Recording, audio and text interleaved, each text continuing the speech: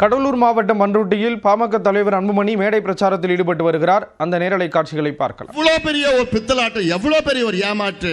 அதனால தான் நான் சொல்லிட்டு இருக்கிறேன். எல்லாமே சொல்லி இங்க இருக்கிற வன்னியர்கள் மட்டுமில்ல, பட்டியலின சமுதாயமும் சரி, 2 பெரிய சமுதாயங்கள் தமிழ்நாட்டில் இருக்கிறது. இந்த 2 சமுதாயங்களும் திமுகவை புறக்கணிக்க வேண்டும். வருகின்ற தேர்தலில் ஒட்டுமொத்தமாக இந்த 2 சமுதாயம் திமுகவை தயவு செய்து புறக்கணியுங்கள். ஏன்னா இவர்கள் ஆள்வதற்கு தகுதியற்றவர்கள்.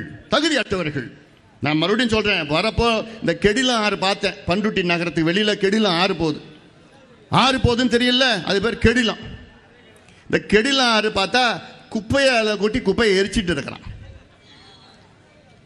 அறிவிலையாடா உங்களுக்கெல்லாம்? நான் கேட்கறது, இன்னைக்கு நகராட்சியில் இருக்கிற ஆணையர்கள் இருக்கிறாங்க, அதிகாரிகள் இருக்கிறாங்க, அறிவில்லையா உங்களுக்கெல்லாம்? எவ்வளோ பெரிய ஒரு ஆறு யாது கெடிலம் ஆறு. இதுல போய் யாராவது பைத்தியக்கார முட்டா பசங்க தானே குப்பையை கொட்டுவாங்க ஆத்துல போயிட்டு. அந்த குப்பையை கொட்டி அதை எரிக்கிறது அறிவில்லையாடா உங்களுக்கெல்லாம்? அதிகாரிகளே, அறிவில்ல? ஒரு ஆத்த போய் இப்படி.